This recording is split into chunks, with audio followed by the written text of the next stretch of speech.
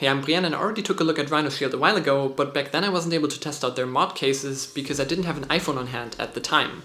So when they asked if I wanted to check out their Impact 3D screen protectors, I of course couldn't say no, and I also asked if they had some mod cases lying around to send over. So without further ado, let's check them out.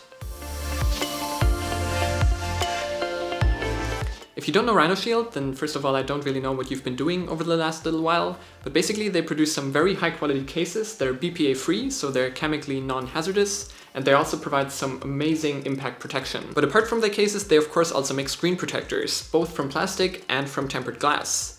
Of course glass may feel a bit nicer and it's also less prone to scratches, but it also breaks easier on impact, and that's what the Impact 3D screen protectors are for. They're super thin, that means that putting them on your phone you're not even going to notice that it's there. It's actually quite impressive. You don't even see that there's a screen protector on the phone, and it really molds to the curves of the 3D glass of the iPhone, which is quite cool, so the whole screen is protected. They're also really easy to install without any bubbles, which is quite awesome. And they don't even feel like plastic on your phone. There's really not a whole lot of difference to the glass of your phone when you feel it with your finger. And of course they provide some stellar impact resistance. That means that you can even use a hammer and hammer it onto your phone's screen without it breaking.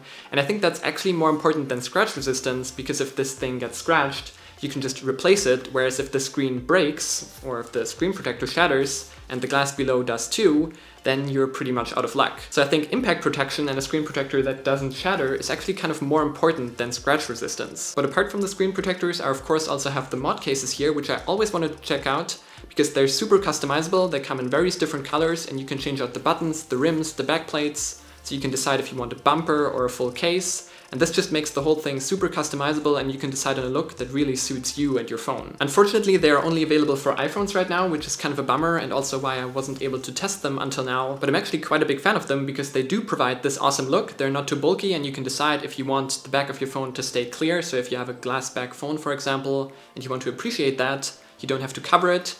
But if you want to, you can still do that, and you can change it out as you go as you want. You can also change out the buttons to different colors, and you can basically decide what look you want for every day or every week, which is, I think, quite cool. By the way, all of this also works with their crash guard bumpers. You can also change out the buttons on those. The only difference to the mod cases is that they don't come with the backplate. They're also not too bulky. They provide some protection for the screen and the back glass with a lip, so that's not really an issue. And of course, despite being not too thick, they provide RhinoShield's great impact resistance that I already checked out in my other video, but of course I also had to test that for this video.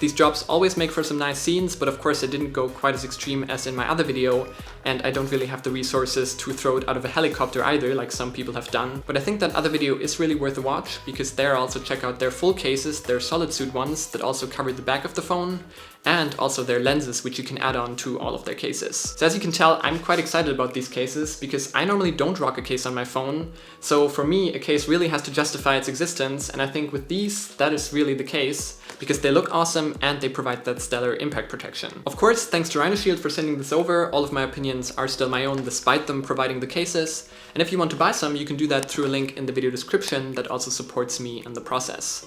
If you enjoyed this video, you know which buttons to press. Don't forget to press that follow button on Twitter, and don't forget your mask when you leave the house. I'm Brian, thanks for watching, and I'll see you in the next one.